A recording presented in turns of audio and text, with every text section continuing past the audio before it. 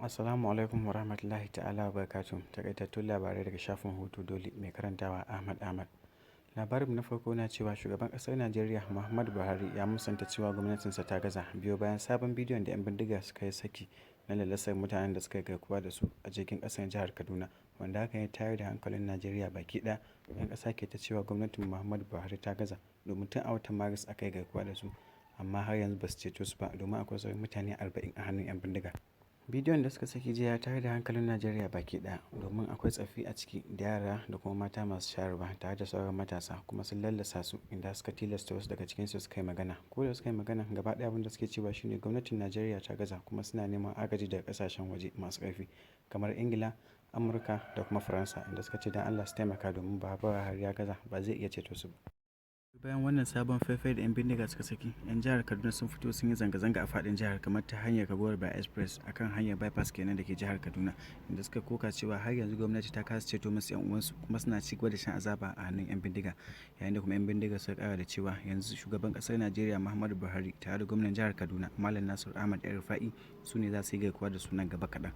Sai kuma za mu ji cewa a jihar Katsina 'yan bindigar sun tara wata mota da ke STA a daidai karamar hukumar Jibiya, inda suka yi garkuwa da wasu fasinjoji suka kashe direba tare da kuma wasu fasinjojin guda uku. Yayin da kuma dai a jihar Katsina 'yan bindigar suka kai hari karamar hukumar Bata Garawa a ƙauyen Kurai, inda suka kashe yaron wani babban alhaji a ƙauyen. Yayin da zamu yi cewa mataimakin shugaban ƙasar Najeriya wato Farfesa Yemi Osinbajo ya mika sakon godiyarsa ga daukacin al'ummar Najeriya saboda addu'a da suka yi masa ya samu sauki bayan an yi masa tiyata a kafarsa sakamakon raunin da ya samu a wasan kwallo na squash. Yayin da shi ma abokin takarar Peter Obi wato ɗan takarar shugaban ƙasa na jam'iyyar Labour Party kenan, Datti Baba Ahmad, ya nemi matasan Najeriya cewa kar su bari shirin Big Brother Naija ya janye musu hankali domin akwai babban aiki a gabansu.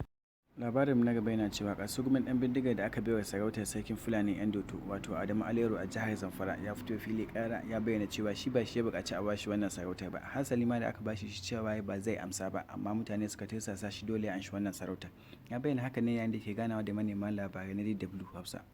biyu bayan gwamnatin jihar da ta dakatar da sarkin da ya wani naɗin 'yan Doto wato Aliyu Marafa. Yayin da kuma zamu ji cewa ɗan takarar shugaban ƙasa na jam'iyyar ACC Omoloye Sowore ya bayyana kadurorinsa bayan ƙungiyar da ke kare haƙƙin bil'adama ta Serap ta buƙaci haka, inda kuma tsohon sanatan jihar Kaduna Shehu Sani ya ce ya kamata sauran 'yan takara su ma su bi sahunsa don su bayyana kadurorin nasu gabanin zaben na shekarar 2023. Domin samun labarai da dumudumin su kuma akai-akai sai ku ziyarci shafinmu na Hutu Dole, kuma kada ku manta ku danna mana like da alamar ƙararrawa. Mun gode.